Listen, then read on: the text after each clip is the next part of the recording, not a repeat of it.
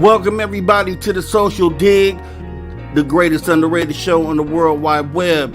I am your host, Mr. Rob G. And as always, we'll be digging into the topics to keep you talking and the talk that keeps you thinking. So come on in, kick your feet up, get comfortable, go get an ice cold beverage or a hot beverage, kick your feet up, get ready to join the conversation. Today we're doing something the same but a little different. This is going to be the first what I call social roundtable, where we get with other creators and kind of just shoot the breeze. So we'll be talking about various topics today, so it should be a great show. Let me go ahead and go over to the chat and see who we have in the building here. We do have Derek Galloway in the building. We have Mr. Tom King, TFK, in the building. We have Cashew in the building. We have Unidentified S4 in the building. Thank you for all coming out here. We also have Maggie M10. Maggie M10, thanks for coming through. All right. And we also have our guest today. So we have a couple great guys. I had the pleasure of meeting these guys and appearing on podcasts of Mr. David Divine Broadcasted. And when I got there, I actually met another good guy by the name of Long Island Bigfoot. We all became good friends, had a good conversation, and now it's time to have them over at the Social Dig. So we're going to have a conversation today as well. Brown Dwarf, thank you for coming through. We're going to have a great conversation. So with that being said, let me go ahead and try to see if I could get the guys in here. Let me see.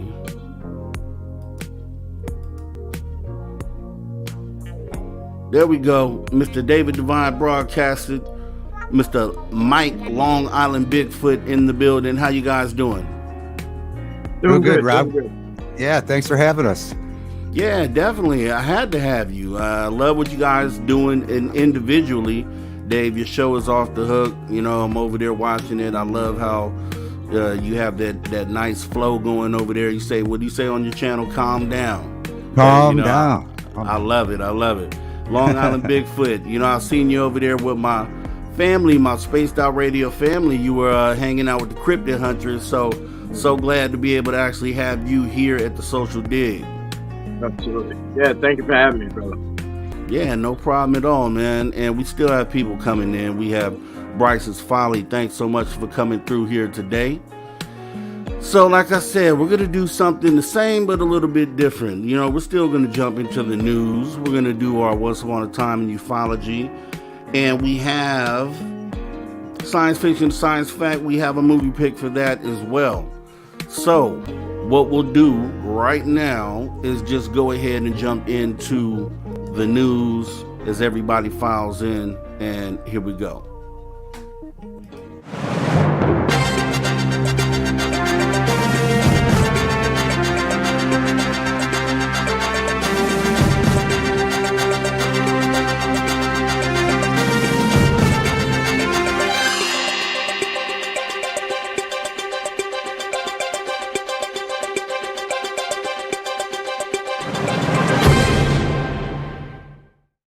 All right, and as always, we're going to go ahead and promote the number here is Ask the Chat. So we usually post a question in the chat, and we should do so today.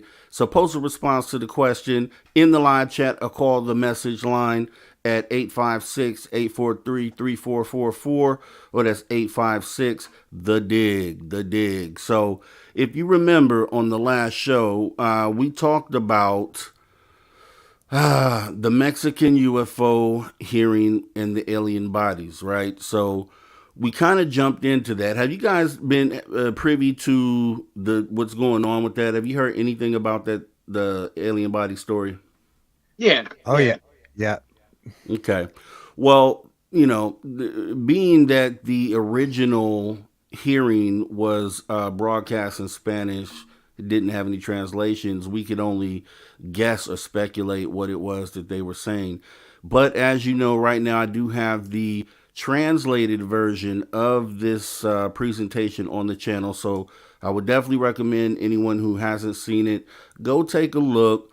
because I made some comments which I stand by.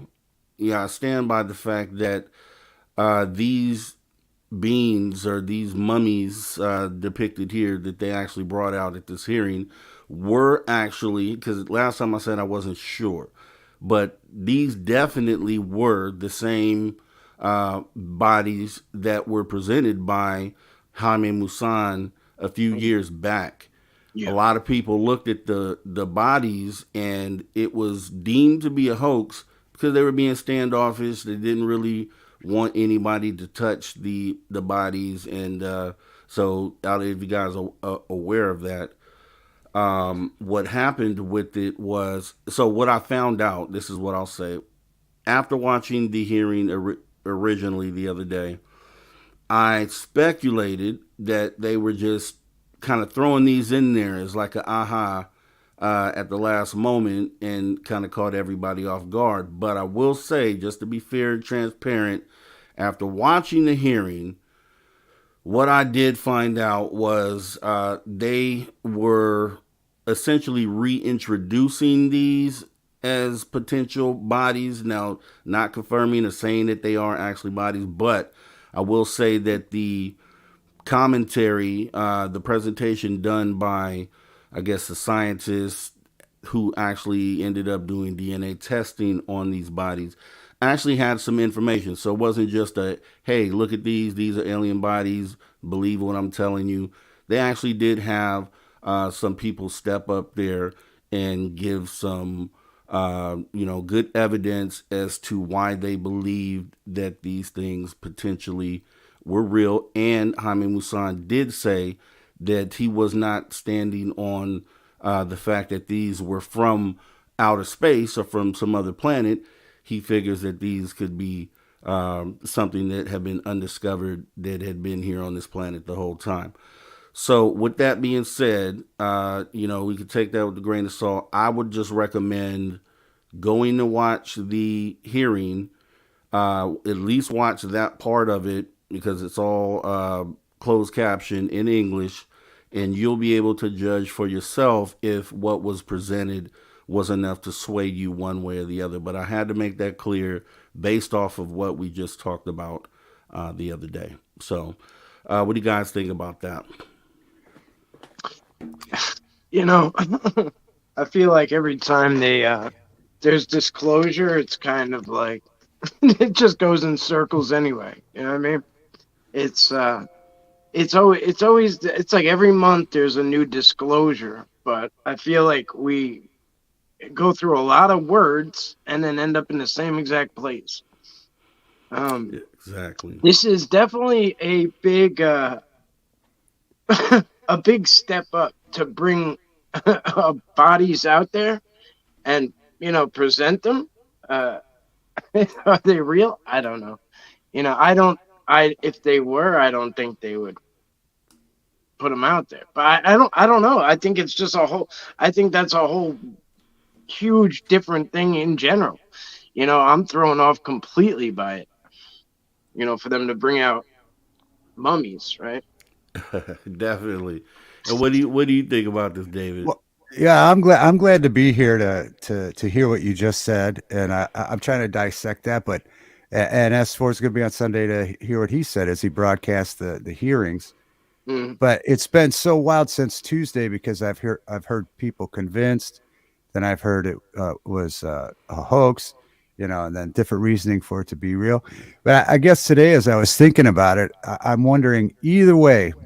Uh, Extraterrestrial here beings that were here all the time. What now? I mean, because this was a surprise. Why now bring these out? What is the motive to present these things? Is it just a step closer to disclosure, or is it a distraction? I guess that's where I'm at right now. What was the motive? Here's what I'm thinking. Here's how I'm feeling about it. Like I said, I had, immediately I called these out as hoaxes, and like I said, for the most part, I still stand by that. What I will say is, after watching the translation, it appears that they were attempting to do this to add to the conversation the momentum that has already been going. So they even addressed the fact that people called this a hoax a few years back. So they during their presentation they admitted to the fact that yeah, we originally presented these.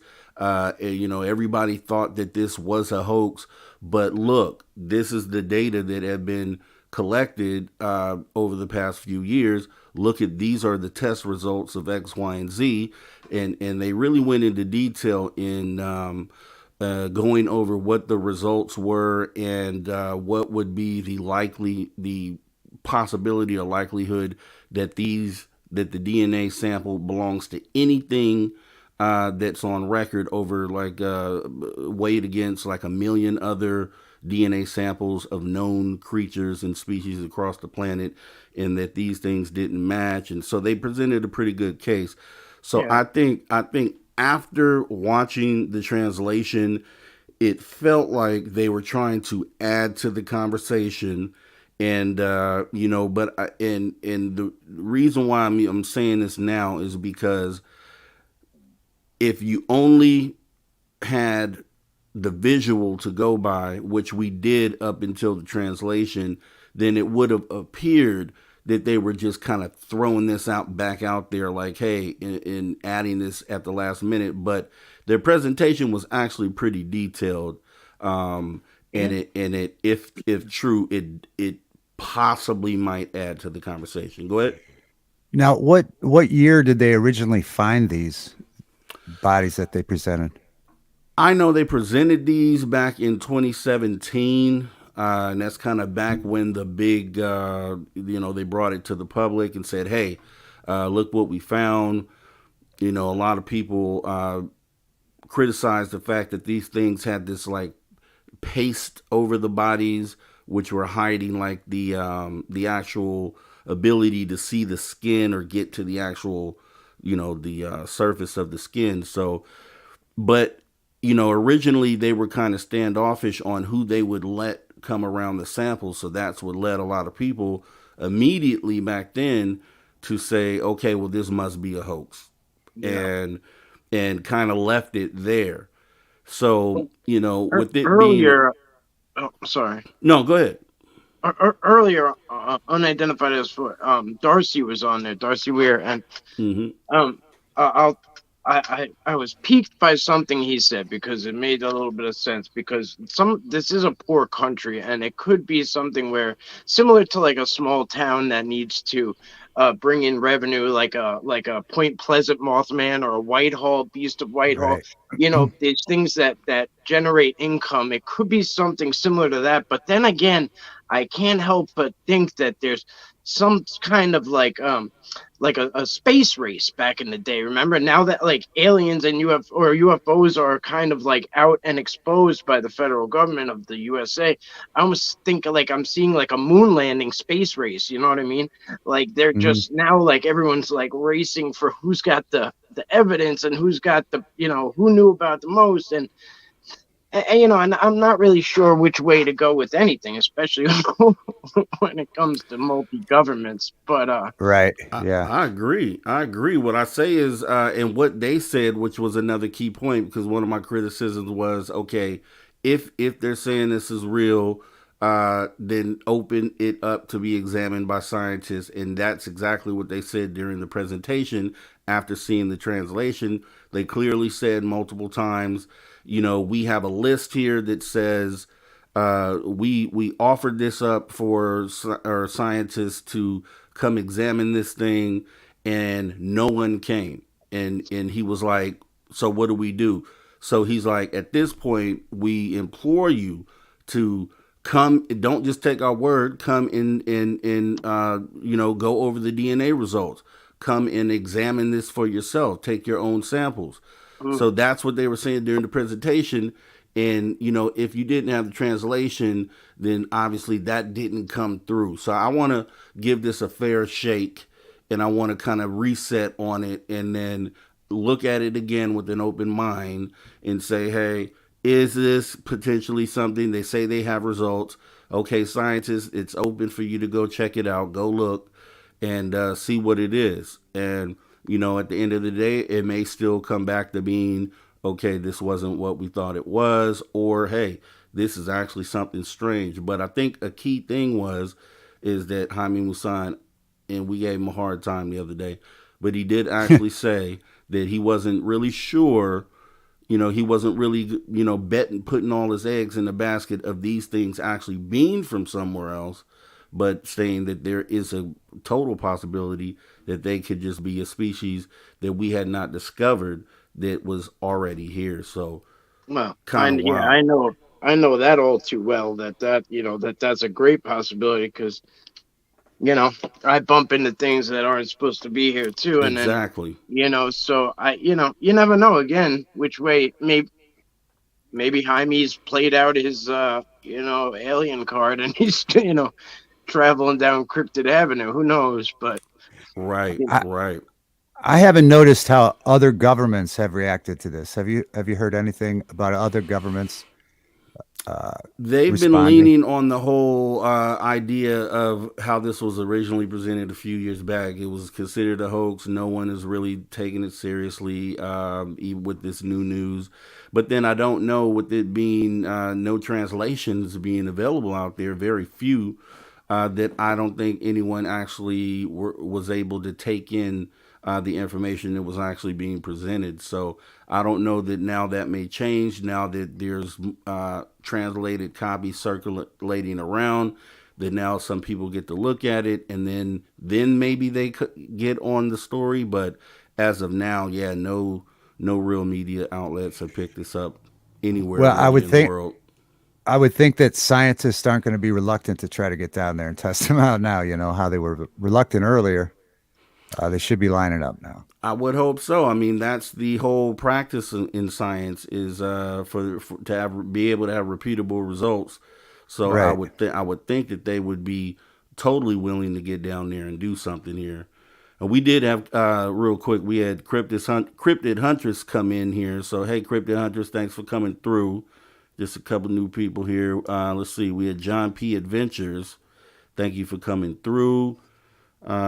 We have Midwest Night Watchers. Thanks for coming through. And Sovereign, thanks for coming through, buddy. Let's see.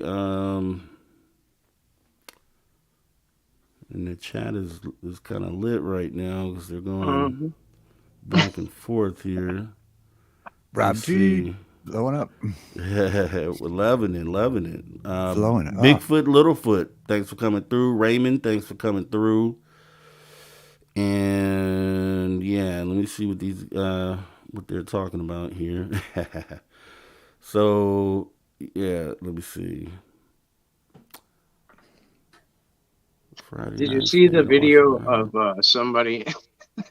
somebody cut into the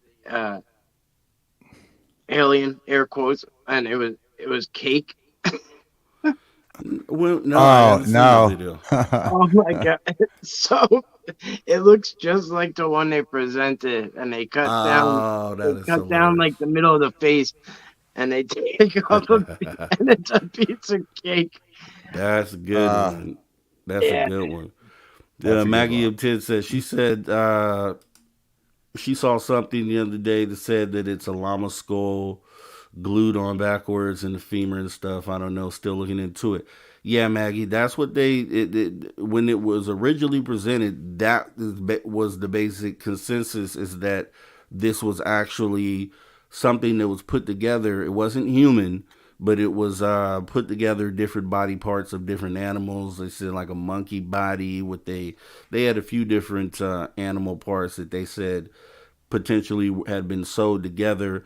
And the reason why this paste was on the outside was to hide the fact that this had been joined together. So, and that's where it was left, a few years back. So that's why no one thought that this could come back up. But apparently, these guys are saying they have DNA tested the skin, and that this is coming back to being nothing that we have on record, which would include monkeys or any of the other things that they said. So let me see. Those aliens have have been displayed for over 20 years. Right, right. So, and that's part of the problem here. So, what they call little people is little aliens. Yeah, yeah. Let me see. The bodies look like ones found in frozen Siberia. And let's see. And they have the pyramids there for the what was it, the Mayans, right? Yep, yep. So uh, I know that there's it feels like there's an energy source, so it makes sense that they would be there in that area.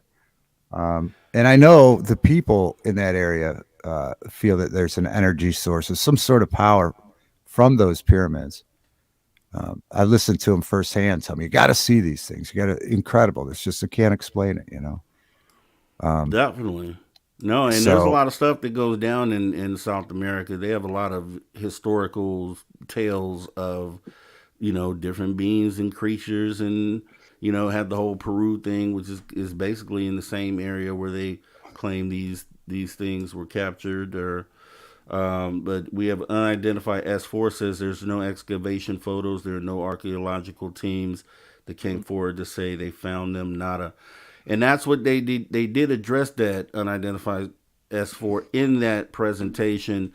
The fact that most things that get found are usually in, I guess, mainly in this part of the country, or I don't know if they were saying in general, are usually uncovered by just a random person who happens to be digging or doing, and then the archaeological teams don't usually come in until that discovery is made, and then they come in and take over the site.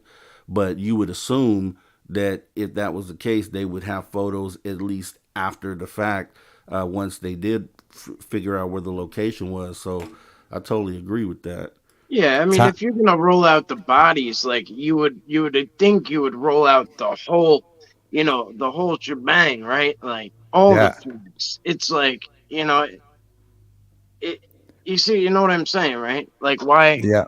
why not, why not, why not show all the, make it an undoubtable thing, But Tom, Tom King has a really interesting point in chat. Where do you say? He said it's probably a 1,200-year-old recreation of an idol from that era, sort of a toy of what they worshipped that was left behind. Okay, I see this comment here. Yeah, 1200. Yeah, Tom. They in during the presentation, they actually put this up against one of the idol type uh, dolls that they do create in that part of the world, and we're pointing out differences in the two. So that's the thing, and that's a lot of the things that we're saying here. They ended up actually addressing in that presentation. That's why I say it'd be good, for anyone who hadn't watched it, or who didn't get the full thing. I would say to go and watch it, because actually a lot of these things that we're saying here, they did end up covering. So they thought about all this prior to their presentation and actually addressed a lot of this stuff. So definitely, it's on the page. So I would that part of the video, I think, is like 45 minutes. But I gotta say, when I watched it and I'm taking in the data that they're presenting, and it was a little compelling. I didn't walk away from it like, oh, that's still bull. I was like, okay, well, if they did Right. that, then they did that, then the results were that, then let's start from scratch again. Then let's just try to rewrap our mind around it. So I would recommend you guys definitely go watch it again. Yeah, unidentified S4. It was grave robbers that made them and brought it forward. Yeah, and I agree. Unidentified S4. That's what I originally understood when this was presented a few years back, which is why I immediately jumped on the "this is BS" bandwagon, right? But they presented some other information. And I'm a person, so I'm a middle of the road person when it comes to most things. So depending on the data Yeah. that is presented will determine where I end up. So based on the data that I had originally from this, took me over here to saying no, this is a hoax without even really thinking about it. Now I can say some of the data that was presented in this presentation kind of brought me back to the middle of the road to where I'm like, okay, well, if this isn't that, then what is it? Because these test results say XYZ. So why do these test results say XYZ? And I'm kind of staying in the middle of the road until some other scientists come in and confirm the results that they claim that they have. And that's pretty much how you have to do it with this.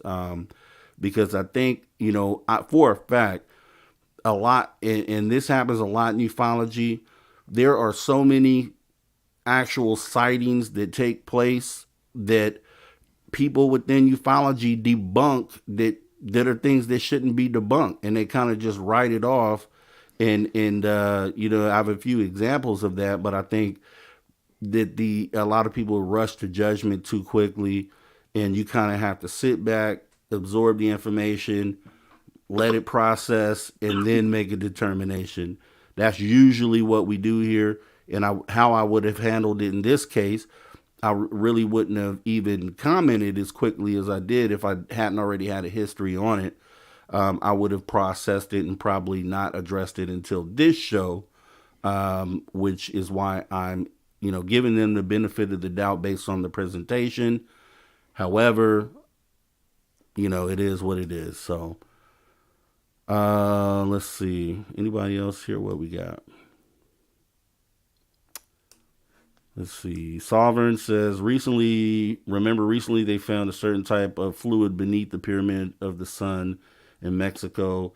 Expert researchers said that it wasn't one bit natural evidence of alien tech. And that's what I'm saying. The point is that there's been 60-foot lizards called dinosaurs that used to walk on the same ground that we walk on. Who knows, exactly what is out there. These things that they found could be completely fake, or they could be something that we hadn't discovered yet, as far as something that was walking around, or least likely probably something from another planet. I just don't see something that small, if it is anything to it, that it really probably came from somewhere else. So just keep an open mind on the topic is all I'm saying. Let's see. Oh, Craig the Hunter, thanks for coming through. Absolutely, definitely. Like, no matter, this is something I preach every day. No matter how much you learn, no matter how much you like, even if you're a knower in aliens existing, right? Or you're a knower in Bigfoot existing, like myself. I'm not a believer, I'm a knower, but I still have to approach everything and every day as a blank slate, and like just stay open-minded and take in like you're saying, taking the data, take in whatever's happening, and taking that experience or that situation as an individual thing, as a new thing. And you can't come in with preconceived ideas, because then you're swaying yourself, what I'm saying, one way or another. And mind you, there are certain things that you shouldn't sway off of, if but majority of things I think you should be, like you just said, just middle of the road, and just kind of check everything out for what it is. Definitely, I agree. You have anything to add on that, Dave? It's just it's wild that our Congress had meetings about it. Now Mexico's presenting these bodies again. It's just the motive and the timing of this. That's why I wondered what the United States response was, seeing how they basically did the same thing, other than the bodies. They basically had admitted to the same thing just a couple months ago. And it's just kind of suspicious, the timing of both of those things, because they've been denying everything for so long. That's what makes me feel like it's like the moon race, like the moon landing. It feels like again, right? Like the new moon landing.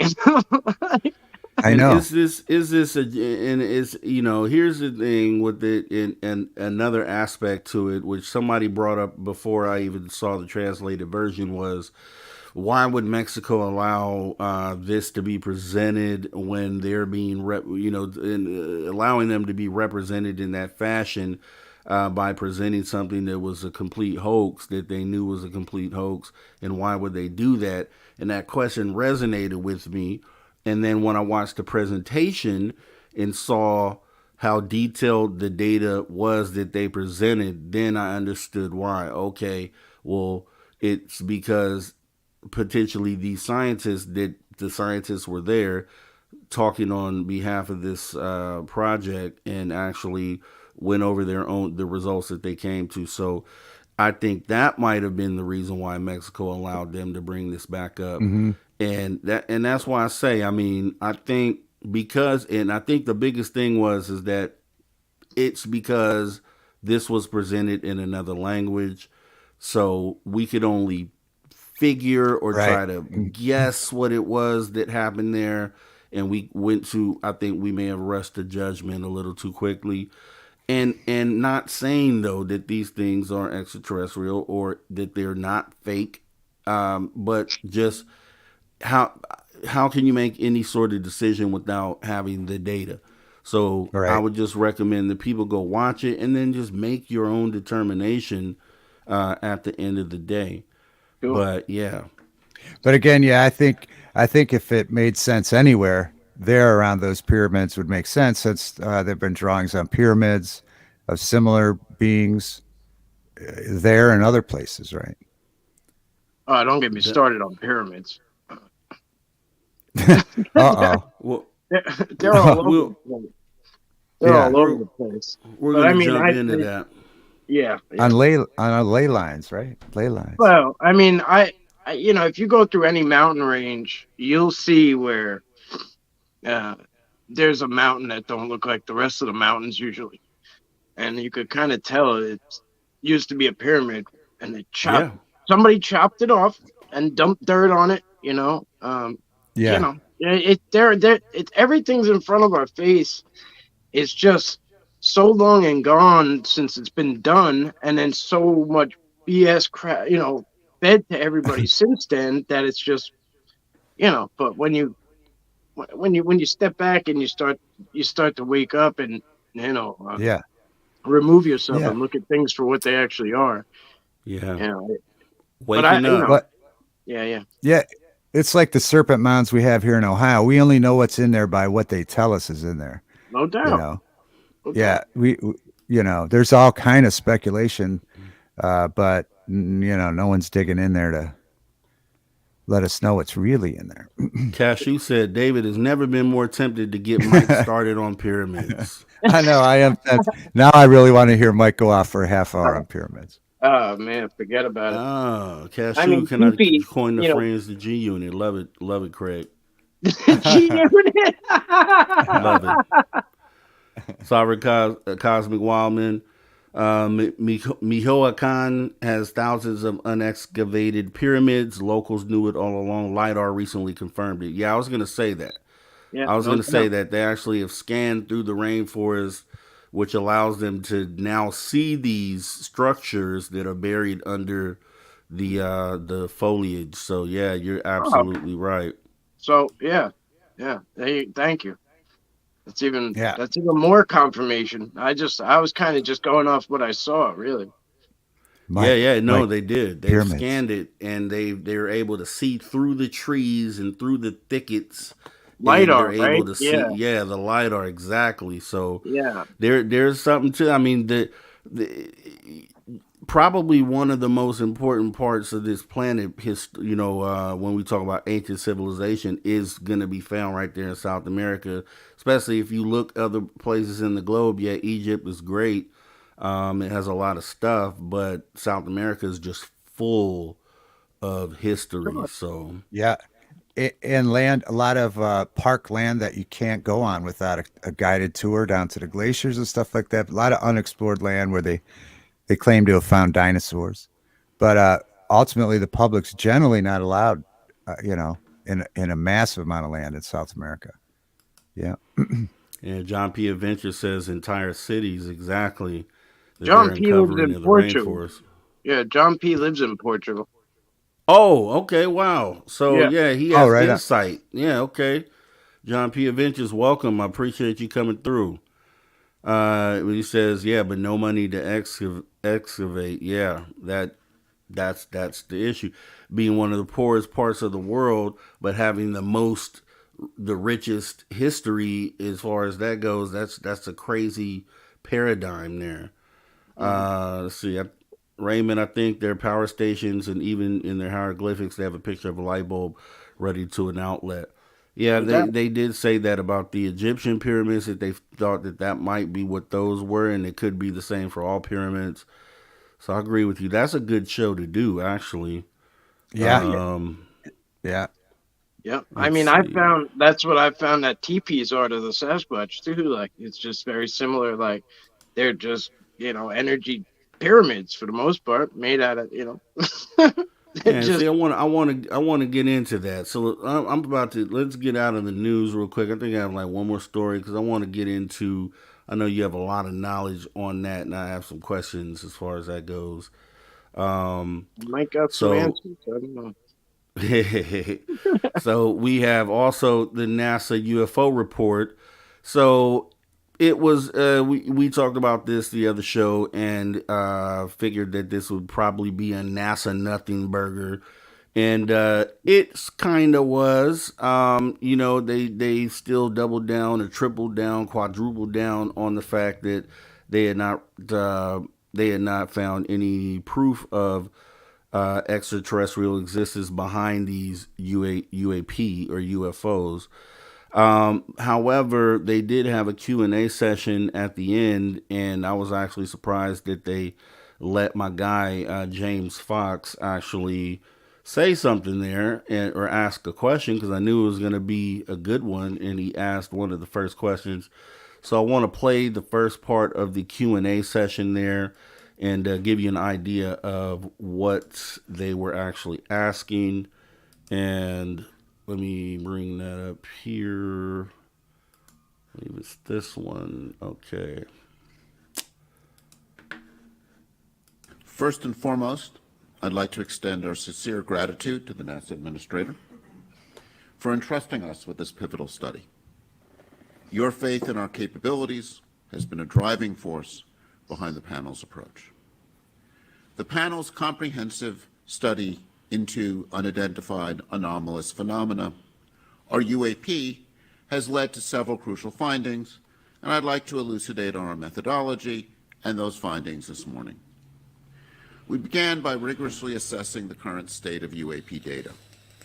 Our goal was not to repeat the work of the Arrow, but to understand the nature of the reports. Our goal was to produce a roadmap for NASA to contribute to the understanding of the nature of UAP events. We looked at NASA's assets. While they provide a comprehensive picture of the ocean, the Earth's surface and atmosphere for studying our evolving planet, they typically do not have the resolution needed for UAP events. However, by providing data on environmental conditions, they can complement other data on UAP. The current approach to UAP data collection has led to a limited sample of events and limited data. Stigma has limited reporting by pilots, both civilian and military, so we know there's missing data.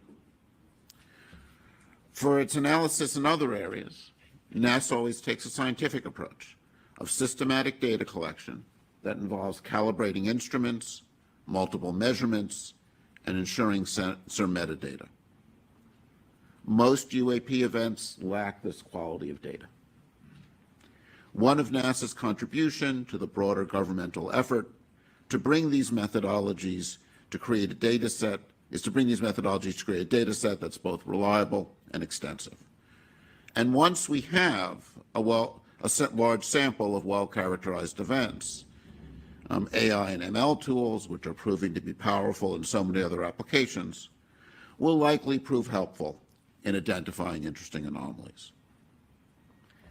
It is essential to clarify, based on our current findings and methodology, that we find no evidence to suggest that UAP are extraterrestrial in origin. Our focus is on understanding the phenomenon, however, regardless of the source. And previous work from the ARROW has shown that most events are explainable as planes, balloons, drones, weather phenomena, and instrument features. And in any search for interesting anomalies, the first step is to eliminate the chaff of conventional events before moving on to identify novel phenomena. In this, the public's role cannot be overstated. The panel envisioned a framework that leverages crowdsourcing, possibly via smartphone applications, to capture a broader spectrum of data, ensuring more eyes and ears on the ground. Lastly, we delved into the safety concerns UAP present within U.S. airspace. By integrating UAP collection within our current aviation reporting system, the panel believes we can provide insights into potential safety risks. NASA can reduce the stigma associated with pilots reporting anomalies, and fundamentally, by studying events we don't understand, we advance our understanding. So in conclusion, with a rigorous methodology, collaborative efforts, public engagement, NASA can be a key player in the whole of government approach to understanding UAP. Thank you. Thank you so much to all of our speakers. We will start taking questions. For those in the room, we have a microphone over here that we would ask you to speak into. We will also be alternating with questions from those on the phone line. For those of you who are in the phone line, please press *1 to get onto the queue. We will try to answer as many as we can today. We'll see how it goes. Please, sir. Thank you very much. This is directed to Mr. Nelson. Thank you for being here. Two quick questions. One is, how can we make the determination of what something isn't when we don't know what it is? And B, after a careful review of the data, if it's determined that some, underline the word some 10 times, UFOs or UAP originate from a non-human intelligence, what's the plan to disclose that to the public? And can you identify yourself, please? James Fox. Thank you. I'm sorry, on what outlet? Independent media. Thank you. Well, let me repeat. It's on. Let me repeat what I said. I think it's important that you hear this word for word. The NASA independent study team did not find any evidence that UAP have an extraterrestrial origin. But we don't know what these UAP are. The mission of NASA is to find out the unknown. I've said several times in my comments here today that we, NASA, deal openly and we will be transparent on this. And we're trying to address the question of there's so much concern that there's something locked up, classified, and that the American government is not being open. Well, we are the American government, and we are open, and we're going to be open about this. We don't, again, I'm going to repeat that statement, but we don't know what these UAP are, but we're going to try to find out. Thank you very much. And is there a plan in place if it is determined that some of them represent or originate from a non-human intelligence to tell the public? Is there a plan, or? If we are what I said we intend to be, which is transparent, you bet your boots. We will say that. And I've tried to set the table for you by telling you what I personally believe in a universe that is so vast that could there be a replication of life on Earth elsewhere in another solar system that is so big? Of course I believe that. The distances, it would have to be a very advanced civilization. The distances, you know, light years, hundreds of light years, billions of light years. But whatever we find, we're going to tell you. Thank you very much. Great, and we'll move on to. Okay, so I wanted to show that because first of all, James Fox got the first question. So shout out to James Fox. That's the bomb that he came in there and he asked the questions that should be asked. So somehow he got to the front of the line. Oh, he hauled it. You could tell he was like.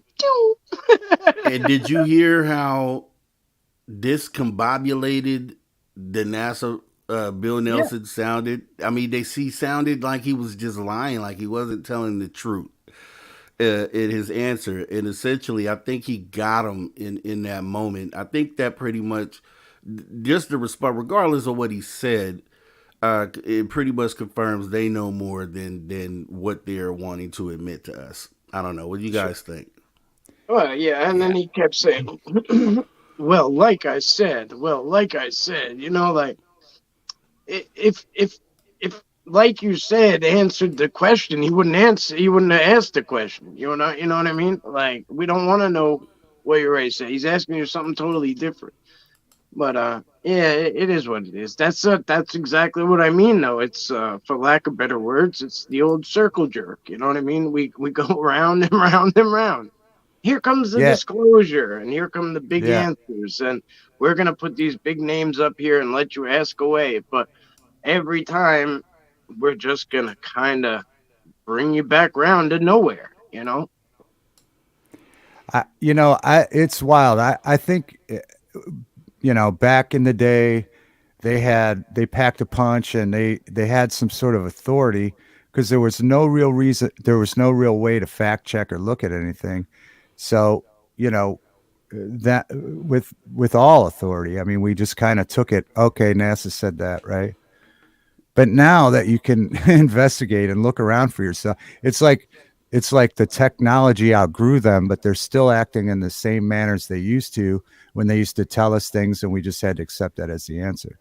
But now we're at a place where technology's been past that for like 20 years now, and they're still taking that same tactic, and it's just strange, and it just feels really weird.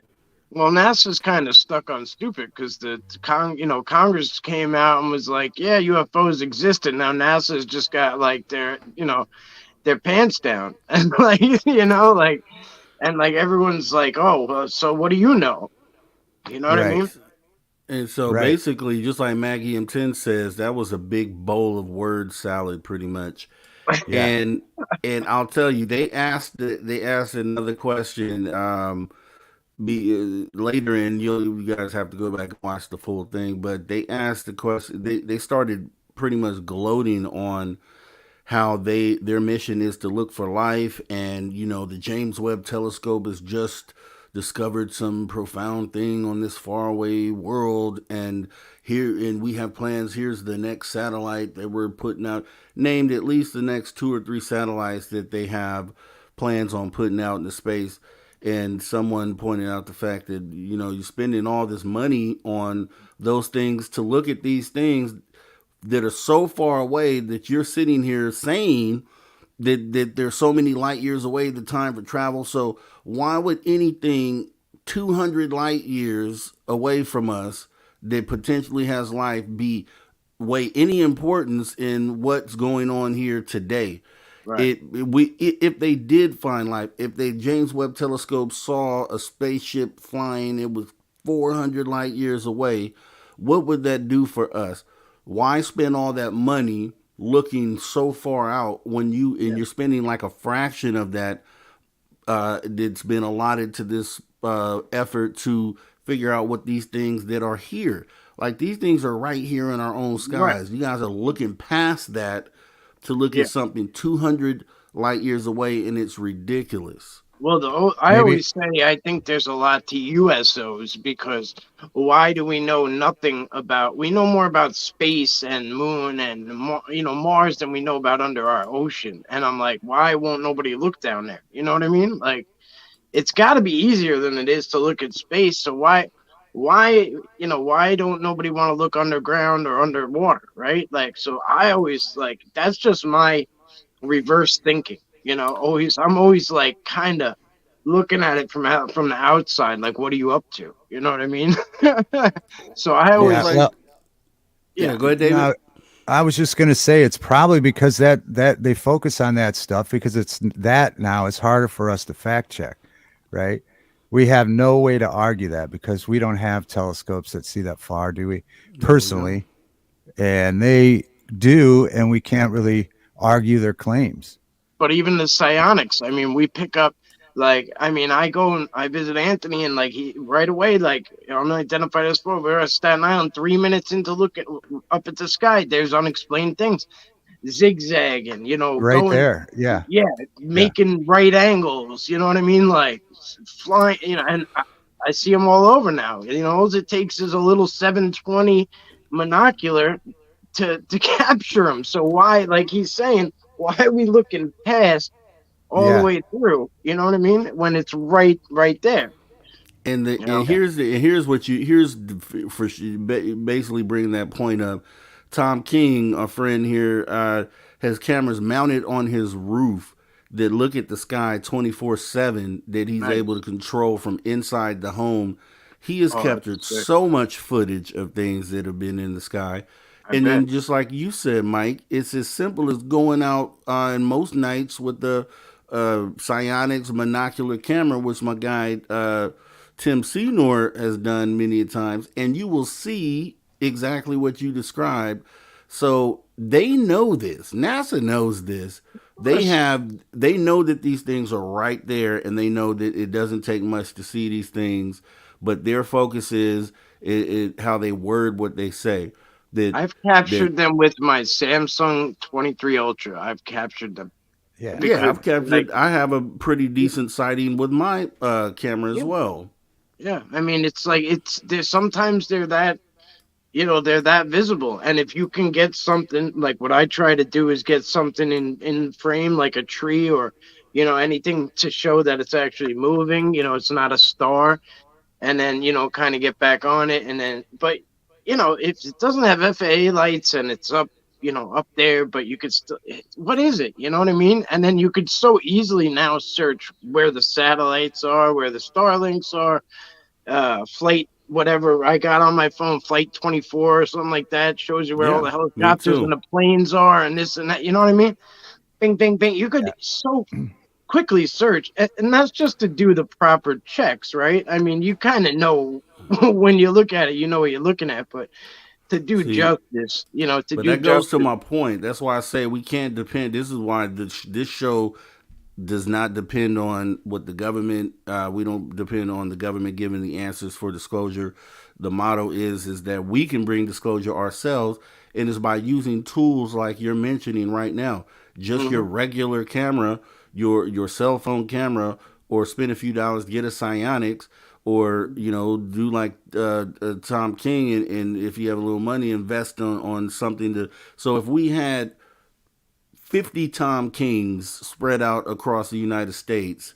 Yeah, That's the type of thing we need. We need a network of just regular people who are out there collecting data on behalf of humanity. And if we did that, we would be able to compile enough data ourselves to where it didn't matter what NASA said, it didn't matter what the government said, because we would be able to prove to the rest of humanity that these things are here, and look, this is what they look like. And I think that's going to be the key going forward. Like, it's fun listening to what NASA has to say, and it's fun kind of covering the government UAP hearings and kind of hoping that they say some things. But fact has been proven is that if you do that, you will waste your entire life waiting for an answer that you just won't get. You will never get the answer that way. So yeah. by I doing mean, exactly what you're saying is going to be yeah, the way to go forward. the fact is, I guarantee you, the panelists don't really even know what the hell's going on. You know what I mean? Right. Like, Yeah. for them, if I had to guess, they pretty much don't really know what's going on. They kind of are on the need to know, and they get a certain amount of info, and enough Yeah. to tread water. but that's They're about all it. the whole company's so compartmentalized, right? They know what they're working on, and they have no idea what it's going to ultimately be. Well, let You me know? just say it to you like this, right? Let's just say Congress and the government decided to come out and say Bigfoot is real today. And they brought out a body and they showed everyone that body. And they said, here's the body of the Sasquatch, right?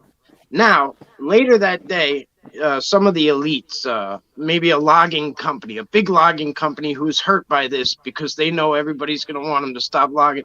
And they're cool with Google and Mark Zuckerberg, whatever. And they make a plan, mass media, and just destroy it and say that that was a hoax and that was a bunch of BS. And they can overpower that whole thing and just destroy it. You know what I mean? So, like, there are so many different things at work that we can't necessarily always comprehend. So Right. like, am I making sense? Like, you know Yeah. what I Oh, mean? yeah. Yeah. Because Yeah. there's so many different ways that things are coming from, and it's not necessarily like everybody's always working together or there's one hand feeding another. So I never know what to kind of invest Right. in and where to invest in it.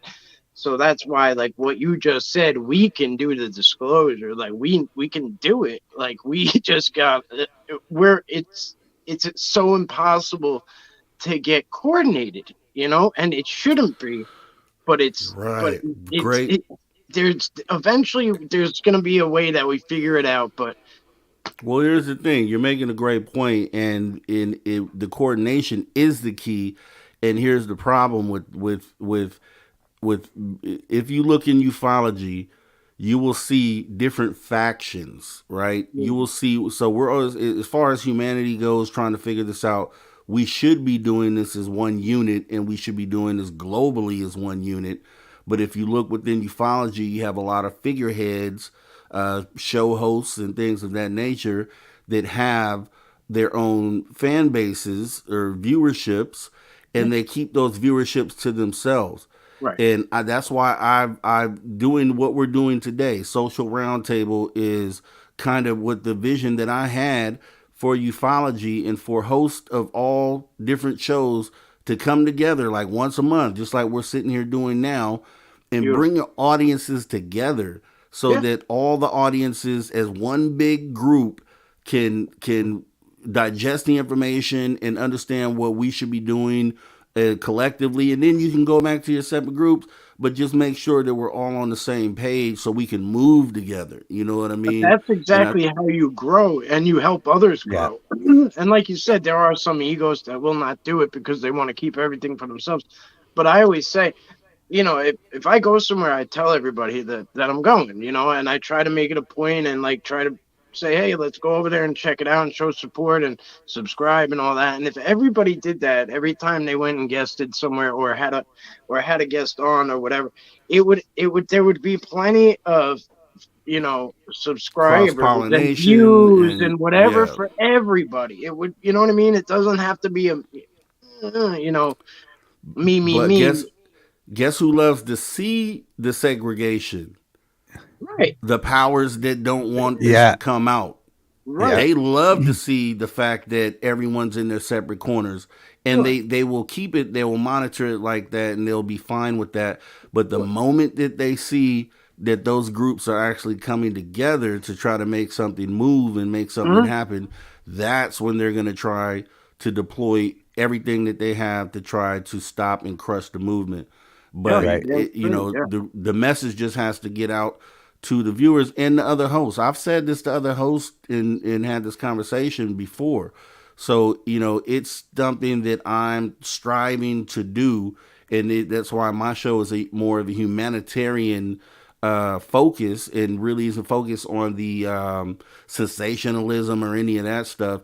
The whole goal is to present issues that we're dealing with, try to with the group here in the viewership, figure out Mhm. the best way to kind of formulate a plan to get through this, and then have the plan for what we're going to do once that day comes. Like you said, when they come with Bigfoot today, if they come with ET today, say, hey, those things are real, to let the rest of the world know. Well, then what happens next? So Yeah. this thing that we're forming or that we're doing now is going to carry past that point, and it's more of a humanitarian move as just us as human beings on this planet. So Yeah. Right. that's the goal here. You know, in case you didn't know, behind this show. Yeah. Yeah, it's great. Yeah, I mean but it's what both you guys are saying is very important. And at first it is uncomfortable, right, to hear new ideas and hear people's thoughts. But just what you guys both said, it's very important. I mean, because The stuff that it's comes out of my it's mouth, not I don't even it's understand it sometimes. You yeah, know what I mean? it's not as powerful when you're just speaking in a vacuum. If everybody agrees Yeah. with me, that Yeah. it's not as powerful as if you give new ideas a chance. You don't have to believe everything, but it's important to, like you guys said, bring new people in and hear new ideas and thoughts.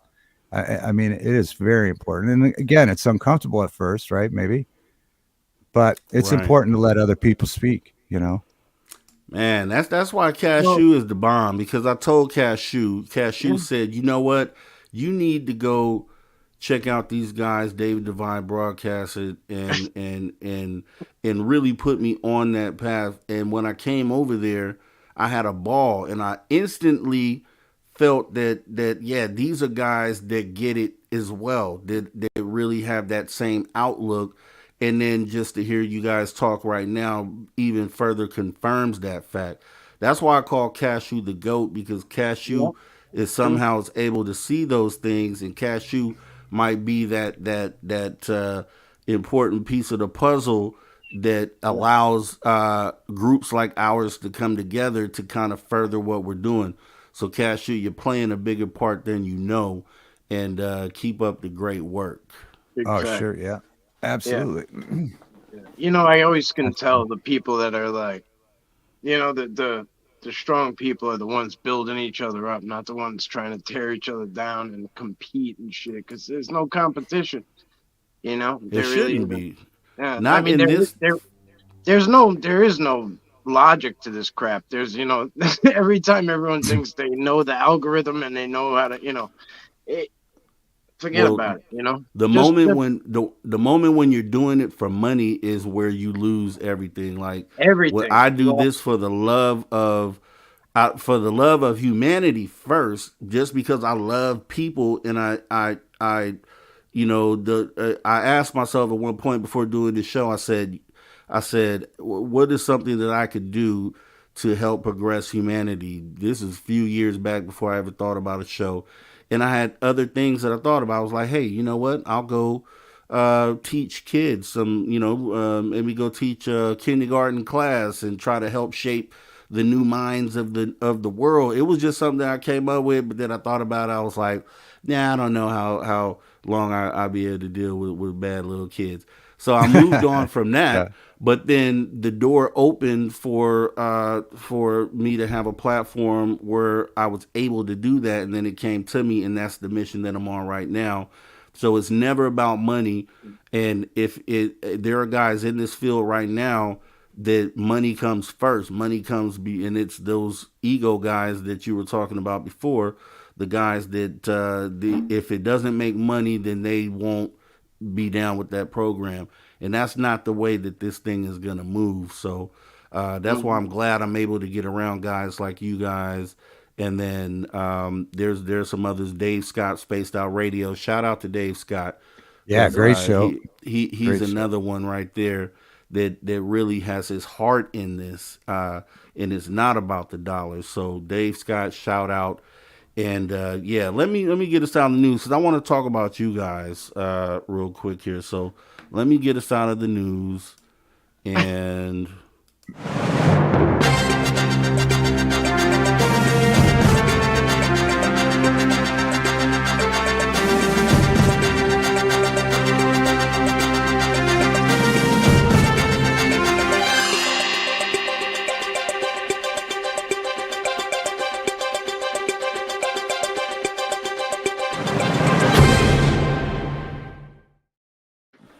all right. So let me see if I can.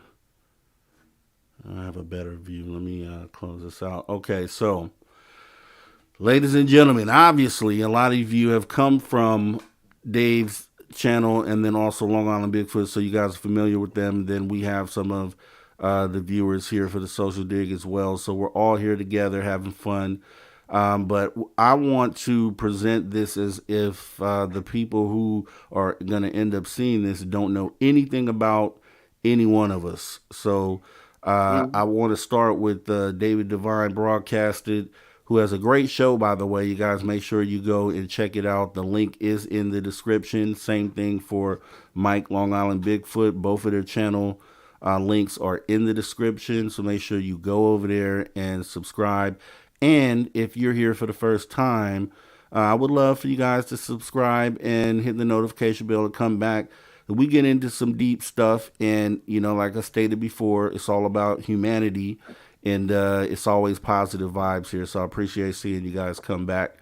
And yeah, starting out, David Devine Broadcasted. So I was looking for a bio on you, but I figured the best thing to do, I look back in some of your older videos, and so I noticed that you actually, well, I know you play guitar. So as far if you can go deeper than that, kind of expand on what brought you to the point to where you're at doing the show, and kind of what drives you. Yeah. My background's in music. I played guitar since I was 13, and actually most of the bands I've been in, I've sang for. Just not that I necessarily wanted to do that. It kind of happened that way, and so I did tour and travel with Marky Ramone, most notably for like 12 years from the Ramones. But when I started doing YouTube, we were already in Discord, and we were talking every night. It was the same kind of topics, and so I just wanted to take the conversations we were having in Discord and bring it to YouTube. And so we did that for almost a year, where it was, a little bit serious, mostly just joking around. I try to keep it lighthearted. Mm-hmm. And it was pretty cool. But now we've been kind of focusing for the last several weeks, month and a half, on guests, right? Anybody interesting from, Bigfoot, cryptids, UFOs. Last night was rock musicians and a film guy. We have Uncovered History coming up, and a lot of other things. So now it's exactly what we were talking about earlier. Is we're trying to focus right on bringing more people in, expanding out. And I think it kind of started with Rob G coming on the show that night, that one Saturday night, where we kind of focused on the UFO issue, and I liked how that conversation went, and I've been liking bringing new people and thoughts and ideas, and so that's what we're working on now. The true crime show was good too. Oh, Yeah. True Crime, yeah, I True Crime, checked that great out. show. Yeah, the show last night was awesome too. Who was his name? David Slit. Brad Slit. Brad So Slit. David also on there. Okay. And Dave Mellencamp, who's making a documentary film. Brad that was something different and wild, and it got into a lot of psychology. And but the main focus was pushing forward. The sky's falling. What are we going to create? And that kind of was the focus of that last night. Is just continuing to create. And not letting whatever's going on in the world stop that ambition. Yeah, and hopefully people saw that. Yeah, I was going to say, it resonated with me. A lot of the stuff I was like, man, I that really touches a part of life that I have, and it really resonated with me. A lot of things your guests were talking about as well. And I think that, I just love the way that you handle your guests. You actually have a great formula over there. And like I tell people here, as far as Social Dig goes, I always say this is not a UFO show, but it's a humanity show, and we cover the topics that are that affect humanity the most. And one of the most important things that humanity is facing today happens to be UFOs and this whole thing that we're dealing with. But this show also will expand into other things as bigger umbrella. So that's why I really love what you do, and I'm going to kind of emulate some of the things I do after what you're doing as well. No, thank you. And I hope that, like you saw it, I saw you in chat last night, that you saw some of the deeper meaning of what was going on. But that's what when I talk to people about bringing all the different guests on, everybody that's been on, starting with you, has not, we've learned something outside the topic. You know what I mean? An important message outside the topic, which is what I hope people focus on. You know, if you can't get into cryptids, listen close though, because you're going to hear, like you said, Rob, socially something, that, you know, just some message. You will find it. I guarantee it, out of every guest. And that is what we should be looking for, you know, not looking for our differences, right? But Exactly. what kind of message can we capture? Yeah. And that's the type of vibe, you know, it's that's the vibe I get, is a anyone welcome sort of vibe, you know, which is what we promote here too. And then, like I said, I met Mike over there, Long Island Bigfoot, and I went to his channel, and it's the same vibe. You know what I mean? It's the same. You know, people that care about people is kind of the easiest way to describe it. So, Long Island Bigfoot, I know I saw you most recently on Cryptid Huntress over there on Spaced Out Radio. So I know that you're into the cryptid field, and I know that some of the recent videos that I saw, you were showing some like the Bigfoot sounds and things of that nature. So what kind of got you into you know, covering this topic, and you know, kind of just give us your story on that? Yeah, so I was in the army, I guess. Like, I had tried every trade under the sun, and I hated them all. But you know, I was like just like lost in the sauce by like 23, and long story short, I joined the army. And you know, when I went in, I did that. I just kind of, I never really, I had 1 foot in, 1 foot out. You know, I did the soldier thing, but I also like didn't let it, you know, like brainwash me. So I went overseas, and then I extended my contract to go over to Afghanistan. And so when I got back from Kandahar, I was like dumped off into society, and I didn't really know what I was doing, or like I didn't really fit in, you know.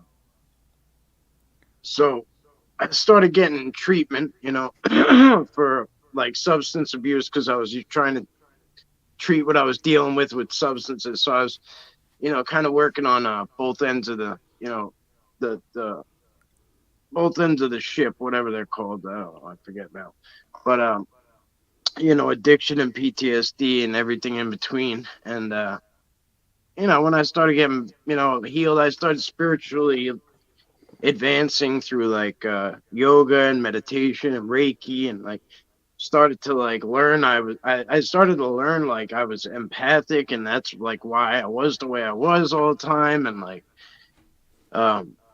you know, why people always felt drawn to me, even though I was like standoffish. Like everybody always says they know me from somewhere, and they come up to me, and like, I mean, animals will just walk up to me, like, you know, wild animals walk up to me, like, pet me, you know, and I'm like, you know. And so anyway, I was like walking the woods, you know, and I was very into like Sasquatch, Ontario, and not really much else. Like, really was clicking for me at the time.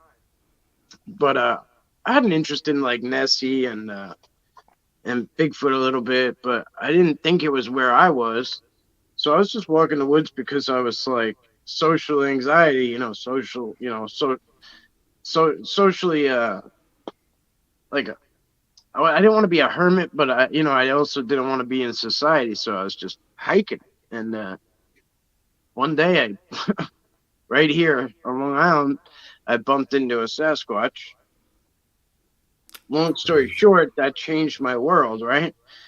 Yeah. So all this like hopelessness and like not fitting in and not knowing what my, you know, next step was or what my purpose might be. You know, I found myself talking to people, and you know, being an ambassador between our peoples, you know, between the Sasquatch people and our people, and you know, talking about suburban Sasquatch to people, nonetheless, which is like one of the hardest things on earth to do. Um, the the world is told that the Sasquatch are these. If they even are told and believe that they exist, they're told that they live in the middle of nowhere, and they're these far fetched things that you'll never see, and you know they run mountaintops in the fog, places that you'll never ever see them. So to say that they're right next to your houses, and right next to your parks and your schools and your hospitals and your roads and it's a hard thing to do. Right. But like I always say, I don't always have an answer, but I can tell you what happened. I can tell you, I can just tell you what unfolds. And so I go out there every day, and I just kind of, like I was saying earlier, I just kind of go out with a blank slate, no matter what I learn, no matter what I gather. I try to go out every single time with just no expectations, no preconceived ideas. Obviously, there's some that I know for sure, and you can't really shake off. But for the most part, I try to just go out and vibrate at my like frequency where I perceive it as like a walkie-talkie. We could be 10 feet away or a mile away. If we're not on the same channel, we're not going to hear each other. We're not going to get each other.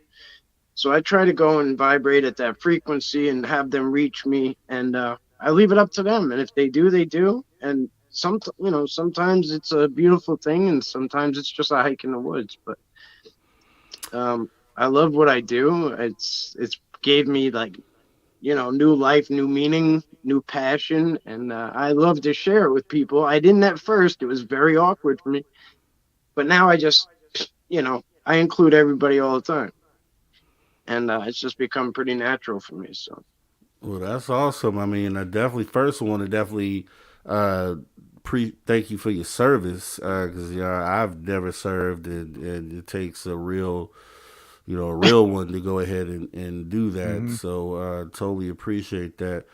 And on the Sasquatch side, I have there was a point in my life where I looked at I always felt like aliens were out there in outer space, right? I didn't, it never dawned on me that these things were here mm, until pretty recently.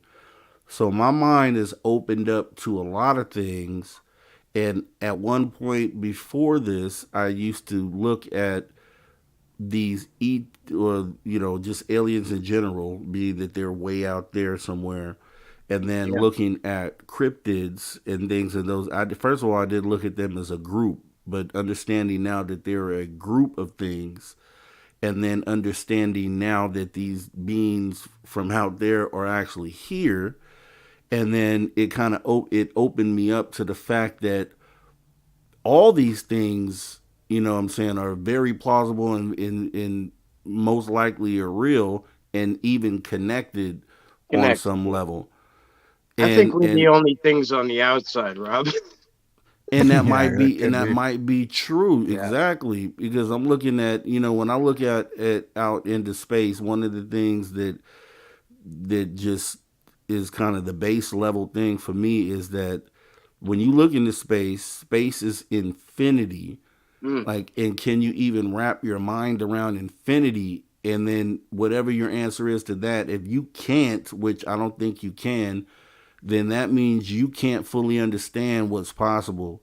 And then that kind of goes in, that kind of is where the base level for me that allows me to be able to now look at everything, with the open mind. And so, now I'm at a point where, and also if you saw the last show, a couple shows back, we did a shadow people show. I had a picture of a shadow person, which was crazy yeah, to think about. But then it's like, well, all these things are likely true. And it's like we have to, I don't know how we're going to get to the bottom of uncovering them. And I think what I do think is that the point of where we're at now with these extraterrestrials and them being here and we see the craft, we have the craft, we have the bodies, that conversation is going to lead into the other conversations, and then all these other things will also be fully uncovered as well. Sure. So yeah, and that's kind of how I get into it, and I would love to get out there and actually see one of these ETs. I was watching my guy Dave the other day, and I had no idea there was a lady took a picture by a statue, I guess, which was supposed to depict the actual height of how tall these things can get. And it to me, it looked like it was about 15 feet tall, something along those lines. Is that accurate, or how tall do you usually find that Sasquatch end up being, like, full grown? Oh yeah, yeah. 15 is that's a big one. Yeah, but they're so oftenly like underestimated in size and weight, height and weight. Because again, it's not something that people are used to, proportioning, because we only see humans, right? We only see humans. So like, oh, you see Shaq, and you put him at what, like 320, 350 max, right? Something like Right. that. It don't work like that. Like a 7-foot Sasquatch, or is like probably 750, 800 pounds. You know what I mean? And it's not, it's, and they're not all built the same, but it's like if you could stand a moose up, you know what I mean? It put a moose on 2 legs and then like give it like a Brahma bull's shoulder length. You know what I mean? Like they're just, I don't know how to categorize them. Like there's nothing to like compare them Pair to 'em necessarily. yeah. Yeah, but yeah, they can get 15 easy. Yeah, I'm sure. Especially, I wouldn't say there's too many of them where I'm at that reach that big. I'd say they're more from what I've seen, they're more in like the 9-10 foot range. But even still, it's something that's like, you just keep looking up and up and up and up and up. And Well, I You're want to right, say yeah. real quick here. Raymond says, "Awesome, Mike. Appreciate you opening up. Didn't know all the story in the beginning. I heard bits and pieces, but never all at once." And you guys will find out that's what we do here at the Social Dig. It's really not about what you're doing now. It's about how you came to be in your story. And so that's what I want to know from all my guests. So we found out a lot actually about David, and we found out a lot about Mike here. But I mean, I kind of rushed through it a little bit, but yeah, we got the you overall know, gist cliff of, yeah, notes. Cliff exactly, notes. exactly. I felt it, so Yeah, I did too. No, I was Mike. What Yeah. Again, thank you for your service, like Rob said. But yeah, you had a very powerful statement there. I mean, it was awesome. I think the people in the chat obviously felt it too. appreciate it. Yeah. Yeah. So I guess let me. How did Mike and Dave come across paths? Like, when did this happen, and was there a Probably certain situation? probably cashew. Too. Probably cashew. Yeah. Yeah. I Cashew. think. Yeah, cashew. I Cashew don't. came to me and said something about David and some other people, and like was like, "Hey, there's some people they do the nighttime shows, and like David has this awesome show, and like we're gonna bring in guests, and like she's like, I know you're like, you'd be good for it, and maybe we could kind of like crisscross like the Bigfoot community and like other communities, and like I dove in. I trusted her Yeah. opinion on, I trusted her opinion on people. I know she's a good, like, she's a good judge of people. So I was like, sure, no doubt. And then I don't know. I guess the rest is kind of history. I started bringing some more people along, and then we, whatever. It's just all kind of just kept going. Hmm. Yeah, it is. It's kind of a blur how it happened, just like Mike said. I'm trying to think where I don't know if you came on or I went on yours, but then introduced to like Montauk and Montauk. Oh yeah, Montauk was one of the first ones. It was great. Again, another great person, great guest. I'm like Uh, 50 first dates, Dave. You know what I mean? Like I wake Yeah. up in the morning and I don't know what the hell happened yesterday. Yeah, You know? yeah. No, so it's been a You got whirlwind of just like cool stuff, man. Just really cool stuff, and I've appreciated meeting everybody. But yeah, I think originally it was from Cashew, but yeah, it definitely was is Yeah, a yeah, yeah. yeah, Cashew the goat. See, very yeah, familiar story that Mike just told, and it's exact. So I see what you're doing. Cashew's being guided to do this by a higher something. We'll just say by a higher something. So great job, Cashew. I really Mhm. you got to keep up the great work on that too. So okay, so let's do this. I want to know, Dave, have you ever experienced anything paranormal or anything strange that you couldn't explain? yeah. Well, it's paranormal on the ghost front and also UFO front. Yeah. Uh, I mean, I've always been open to it. I think that's maybe one reason I saw, but there's been a couple times where well, one time in particular that stands out. I was in a darker-ish room, the corner of my eye, saw someone go into the bathroom. I was going to open the door and scare them. No one was in there, but I blatantly followed someone in there, you know, and I was surrounded by people at that time that were doing, uh, you know, things to draw that energy, Ouija boards, and whatever else they were in. And I had to get away from them because it was all becoming negative, very negative. Things being thrown down the stairs into this recording studio I had at the time. To the degree that people that were there left because they couldn't handle being around what was going on. It was very obvious. Mm-hmm. So there was that, and I could go on with stories about that forever. But then also in the sky, I remember being on the stratosphere one night around the time when all the lights in Arizona were being seen in that area, all the way to Nevada, and I was on the stratosphere filming out and saw lights falling, which I had on high 8 video, and the authorities wrote it off as nighttime skydivers. But even to this day on YouTube, I could see people with that exact same footage that I had, all the way from Vegas to Arizona, and I think that was around '96. And then Yeah. the last one I'll bring up is just being on my back deck one night.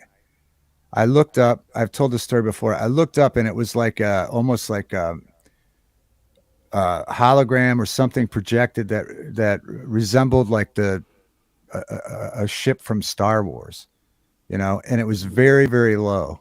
And I came in to get the camera, and of course, I didn't get a photo of it. And at that time, I was going to say, make a report on Facebook. You won't believe what I just seen. But then, as at that time, being known as a conspiracy theorist,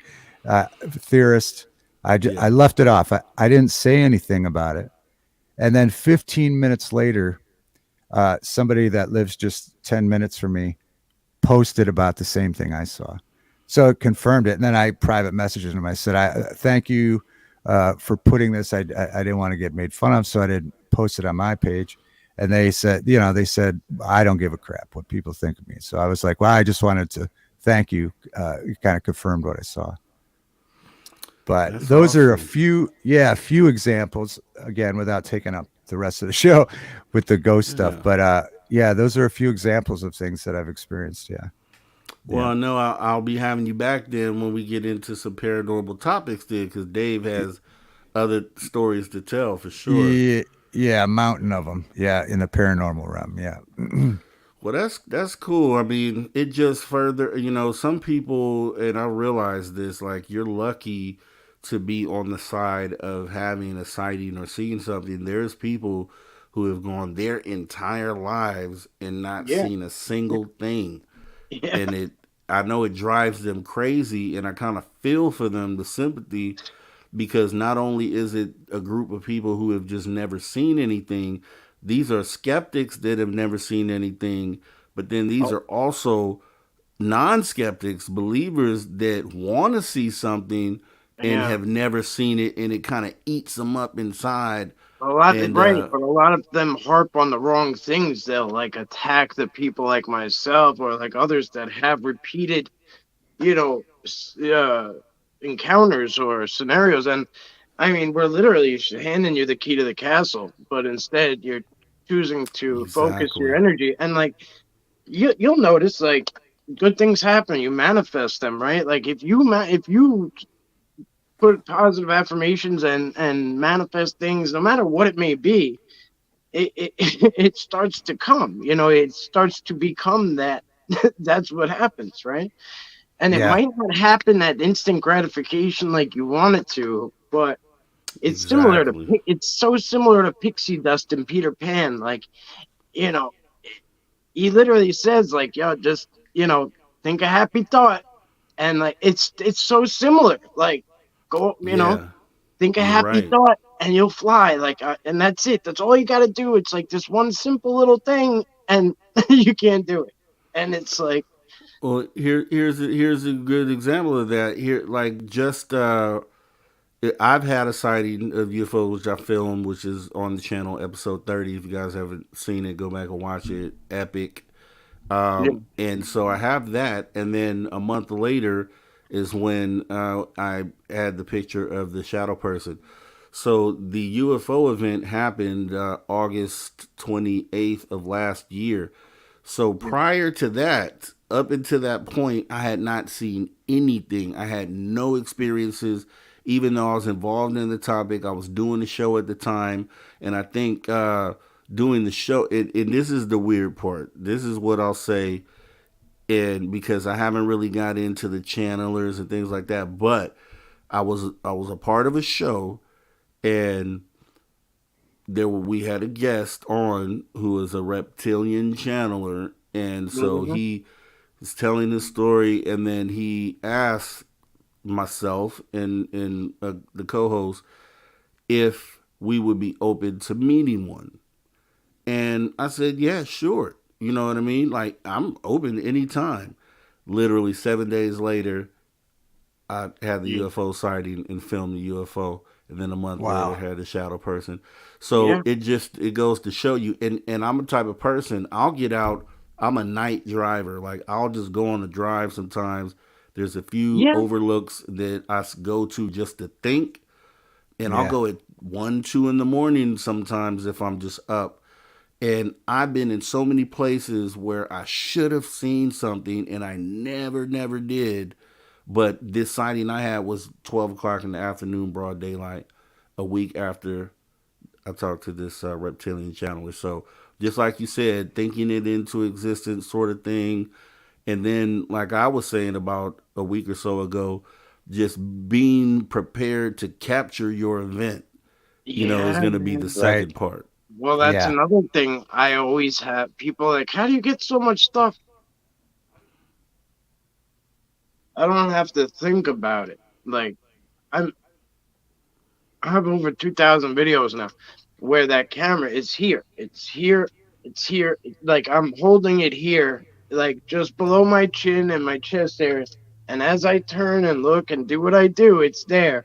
So if I think I see something, I raise it up and I look and I go over it and I look again. You know what I mean? And I go over it, and that's it. If it's there, it's there. If it's not, it's not. It is what it is. And I talk my way through the whole thing so I remember later exactly what it was in that moment. And you can't you know Yeah, you'll there's never catch there's it if you don't look, and you'll right, but there's never. probably thousands of hours of not so great footage to catch 1 minute of that Yeah, like yeah, banger. You know what I mean? yeah, But yeah.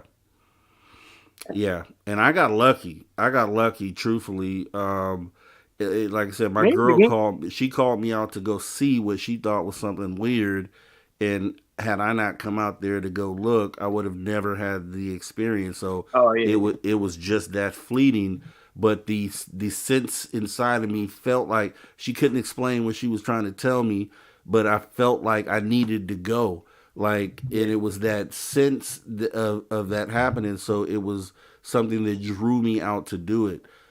Yeah. So, and I think that's the same thing you talk about when you go out when you Even go with out. the UFOs, Rob. Like, I mean, I let that dog out, what, like probably 3 times a night from, there's sometimes, and I smoke a cigarette every time. And there's sometimes when I'm out there and like I light that cigarette and I let him out, and like something in me, maybe once every couple of weeks, says, grab your cat or look up, or you know what I mean? It's not grab your camera, but it's like look up, or like, or like stare at the skies right now, or you know what I mean? And I've learned now to like run in and grab the camera and as soon as I feel that, and then start looking around. But it seems like the psionics is always either like dead, or like I need an SD card or like something. Yeah. I gotta really get my psionics game down. Like have it ready to go. Yeah. Magneticus said, there's a lot of paranormal stuff that goes on with electronics, which is true. That same time period I was talking about, that stuff that was happening to me, I had a studio in my basement, and all that energy was always the CD player, the mixer, something was always going. Brand new stuff was always not working. Yeah, that's absolutely true. Yeah. Yeah, the electromagnetic field is usually what that ends up being related to it. And in many cases, when it comes to crop circles, just sightings in general, there usually is reported some sort of electromagnetic interference. And Mike Jones, thanks for coming through. I know I didn't say anything. Independent Mini United, also thank you for coming through. Yeah, so I mean, this is definitely interesting conversation, and there is so much that we can end up going into. So here's what I want to do. Um, Hey, let Mike. me, yeah, go ahead. Oh, I was just saying hey to Mikey. Yeah. Oh, hey, Mikey's Beach. Hey, Mikey's Beach. Mike's Thanks for yeah. coming through. Appreciate you. So let me look at some of the chat questions here and see if they've added something to the conversation here. And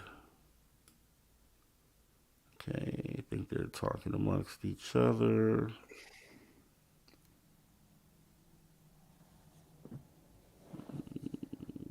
Okay. All right, that looks good. Okay.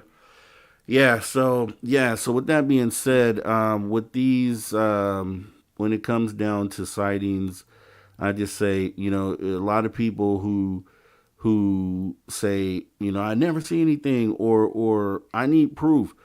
I always ask those people. I had Lou Jimenez on the show one time, and I asked him, I'm like, have you ever like tried to record, like Right. ever Yeah. turn your phone up to the sky? Have you ever done Right. that? Like Yeah. some of these people who say they haven't seen proof haven't looked. They haven't Yeah. even looked. Right. Look They're up. Look up. exactly face down, just doing their normal life, and hey, I've never seen anything. It's because you haven't even tried to look, which is a funny Yeah. situation to me. There's different levels of proof, right? And like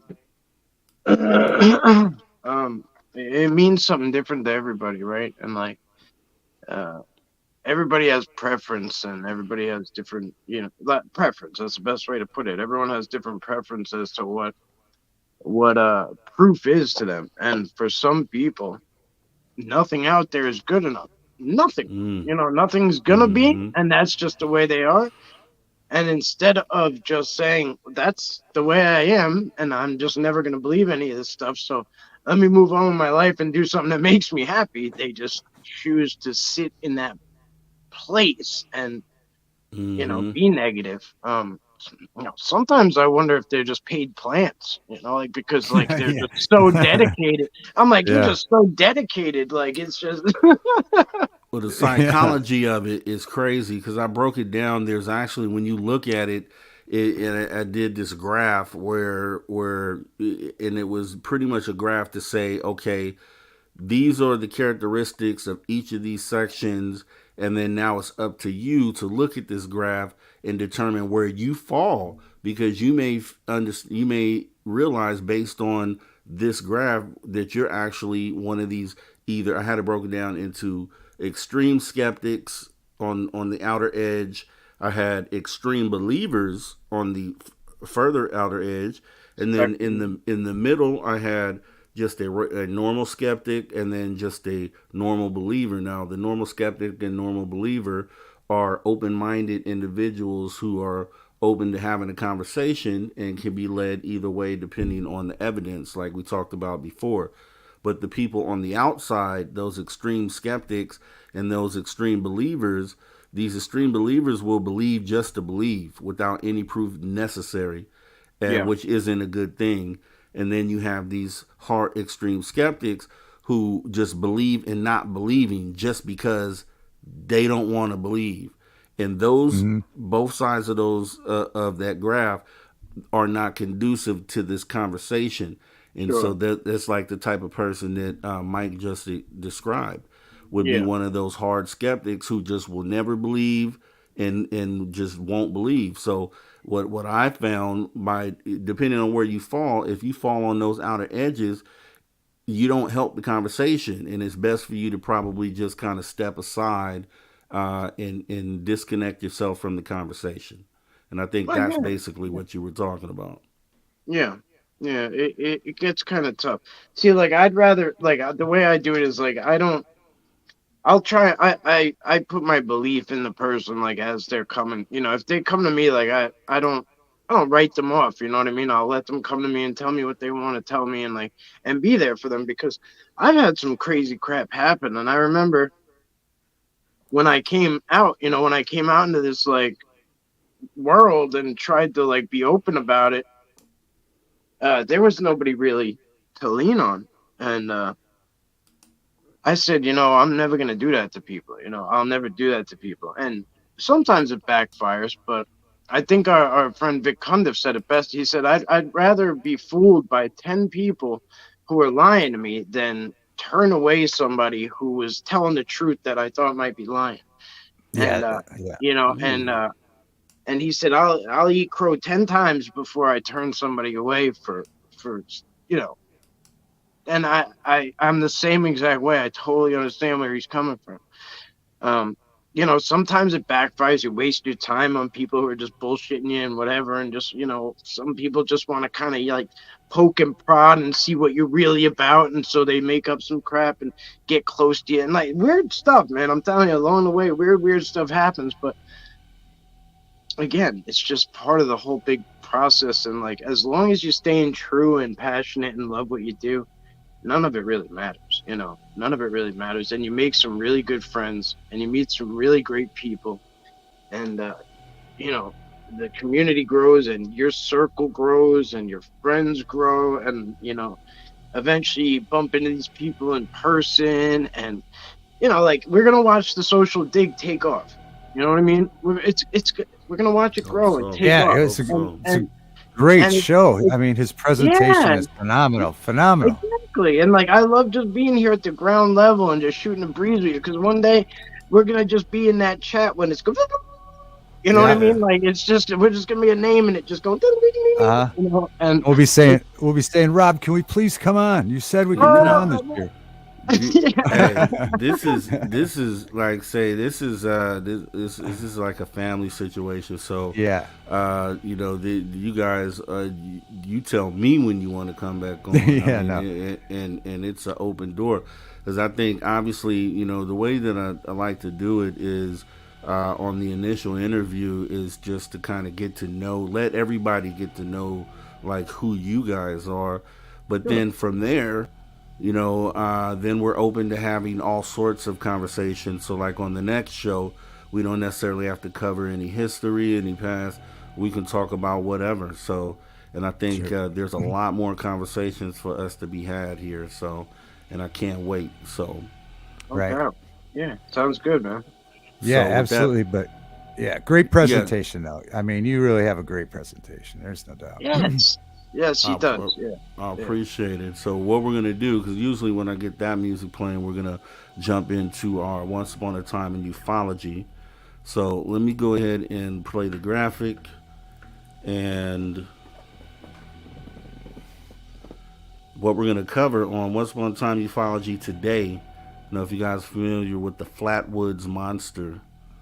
But the Flatwoods Monster, let me go ahead and kind of go over that with everybody. So the Flatwoods Monster.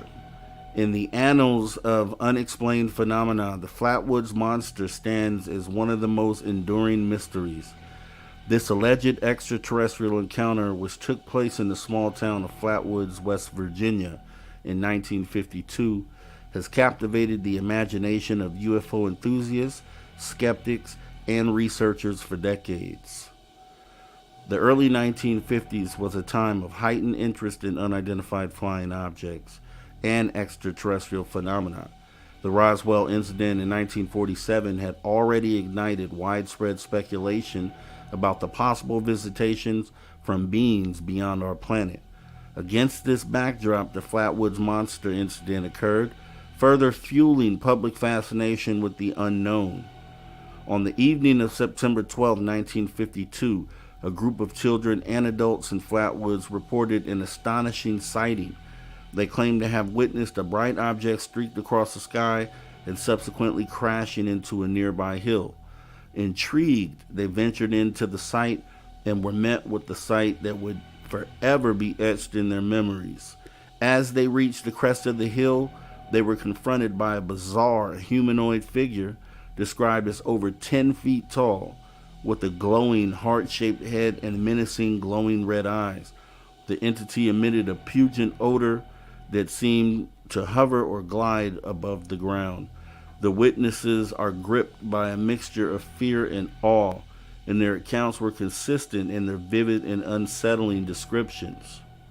Now, skeptics have proposed various explanations for the Flatwoods Monster incident.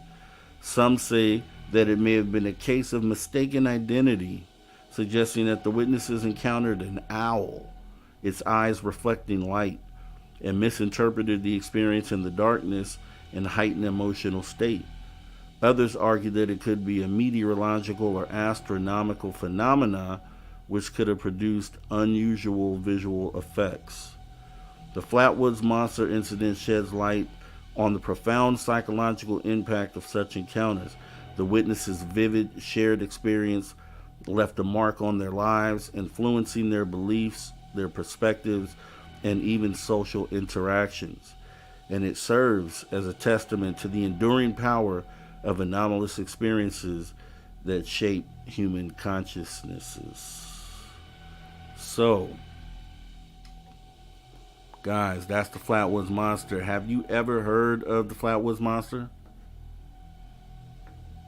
Oh, you're muted. I have not. I haven't. No. I haven't up till now, no. But there's, like I was saying earlier, there's something kind of. There's always like these old stories seem to be like before social media, right? Where like everything was just kind of lumped together. There was like just these small town stories, right? Where like local legends almost, and like it was just categorized as local legend and folklore, and Right. the Beast of Bray Road and the Flatwood Monster and the Right. Mothman of Pleasant, Mothman, Point yeah. Pleasant, and really, again, it's just like, is it all connected? Is it all just a bunch of? Is it really just all connected and we weren't connected? And that's where I look for that. Like that. Good way of putting it. Yeah, I just can't wait for that one day where everybody can just kind of happily pool their stuff together, and we'll see.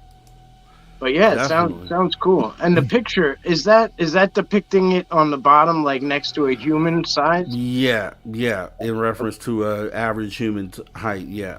Yeah, that's pretty massive. Pretty crazy. It actually I don't know. strikes me as a Mothman type. Exactly. Yeah. Exactly. Yeah.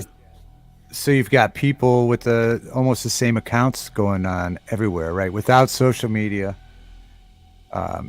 And you have to think that's something that somebody saw. What would be their motive to make something up? That's always my thing. Why would someone just make this up? And like I said, I always go back when anybody has anything to say about anything that could be walking around here. I always go back to the fact that we used to have dinosaurs walking on this planet. Now, if you can swallow that, then you can have your mind open to almost anything else that's talked about then. Anything else is possible. So, Get me with that started on being- dinosaurs. With I that don't, being said, I don't think they're all gone. no, I don't either. For sure, they're not all gone. Yeah, I don't think they're all gone at all. Now, with that being said, we do have our the movie here, which we'll get into with our science fiction and science fact movie. And the movie pick that we have here is a good old classic. That's going to be Fire in the Sky.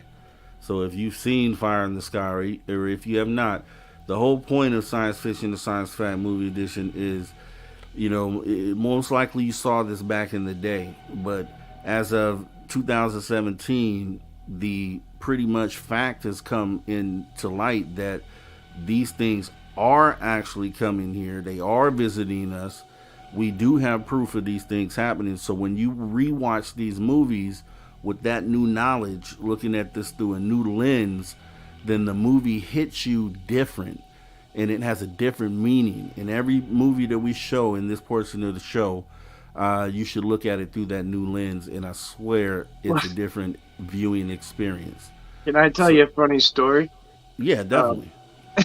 So Anthony, unidentified as 4, calls me one day and says, "Hey, these guys want me up in Pine Bush, upstate. Do you mind like coming up there?" And I says, "Whatever. I don't care." He's like, "Yeah, it's gonna be and he names off these people, and I don't know any of them. UFO guys, right? Well, we get there, and it's the Benny and Barney, or whatever their names are, the Hills. Yeah. It's Kathleen, their the niece or whatever. So I'm just sitting there with all these people, with Tom Reed, Travis Walton, and I'm chopping it up with Travis Walton for hours, and I have no idea who I'm sitting next to. Oh my gosh. And I mean, like, I'm just sitting there hanging out with the guy, whatever. And Fire in the Sky is what got me into UFOs. And I was so young back then that I didn't know it was the Travis Walton story. And as people are coming up to him, like, nervously, like, approaching him and, like, thinking of what to say, and like you could see them kind of like huddling, like like a football team, like before they approach Travis, and things like that. And I'm like, what is going on? You know what I mean? And then I put it together, and I'm like, oh my God! I'm like, you're the Fire in the Sky guy, and he's like, yeah. And he's just this very soft-spoken, amazing guy, and yeah. But the point is, fiction to fact is, he will tell you straight up, no, that part's Hollywood. I was unconscious for that part. They put that fluff in there. I was knocked out. I don't remember that. And like he will just give it to you straight.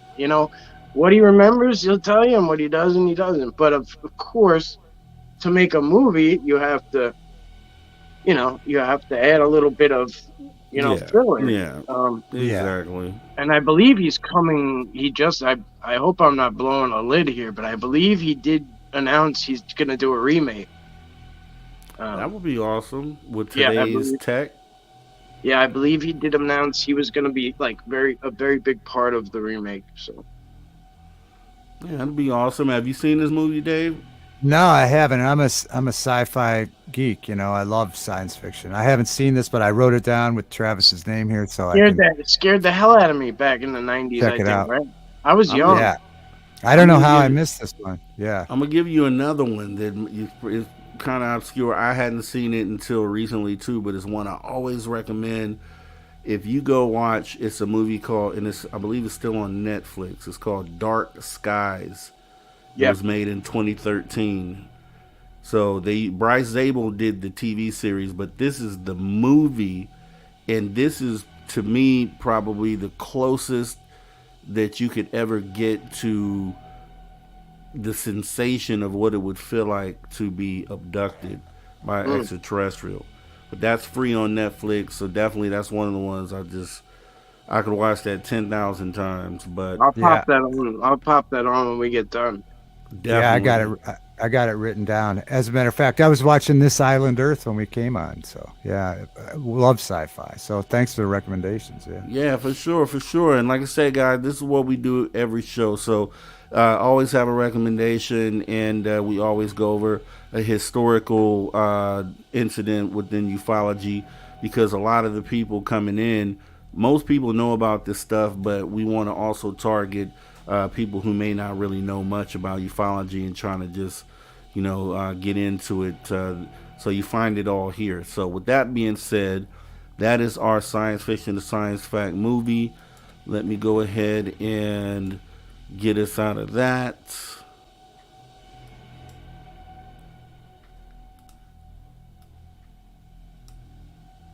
And then what we'll do with that is get ready to go home music here, because you guys already know, just like I said earlier in the show, we say every show, we do this for the positive progression of humanity, always and forever. Anything that we look at or we touch is to help us get down that path. So loved having you guys on the show today. It was even more awesome than I thought it was going to be, truthfully. I knew you guys were already awesome, but this just really came together, and I totally appreciate you guys coming through for this. Yeah. I hope you can return the favor soon, bro. I'll get you on. Yeah, I'll be ready anytime. Yeah. You guys just call on me. And Mikey's Beach, you're next, buddy. Get ready. We're gonna talk some music. So I want to thank everybody for coming through. I know it was a long list today, and hopefully I'm going to try to get as many people as I can. Maggie M10, Mike Jones, Mikey's Beach, Raymond, Cashew, Magneticus, John P. Adventures, Brown Dwarf, let's see, Scotty B. Didn't see you come through. Thanks for coming through. Let's see, let's go back here. It's just so many, and I totally appreciate your support today. And if you haven't subscribed, definitely hit that subscribe button, hit the notification bell. It goes down, and here at Social Dig, and we will, like I said, we always commit to raising the bar here, so it will only get better and better. Unidentified S4, thanks for coming through. You have an awesome channel as well. Let's see, I gotta get a better way of doing this because this list is crazy. And let's see, yeah, Bigfoot, Littlefoot, thanks for coming through. And I just feel guilty if I miss anyone, but like my guy Rod says, charge it to your head, not your heart. I didn't mean to do it, and I totally appreciate you and your time. Independent Mini United, thank you too for coming through. And you can always reach us. Leave a message. It's 24-hour hotline. Leave a message about a topic you want to see. Leave a message about what we covered today. Leave a message just talking about an experience. Or you could even just call to say hi. That's a nice thing to do. Just call and say hi. We have Derek Galloway, who often calls and just kind of, small talk, small chat, and I appreciate it. Magneticus as well. Once again, the number is 856-843-3444 or 856-THE-DIG. So, with that being said, once again, I got to thank David Divine Broadcasting. I got to thank Long Island Bigfoot, Mike. Both of their channel links are in the description of the video. Want to thank everybody for coming out today. Thanks for your time. I'm your host, Mr. Rob G. This is a Social Dig. You guys all take care.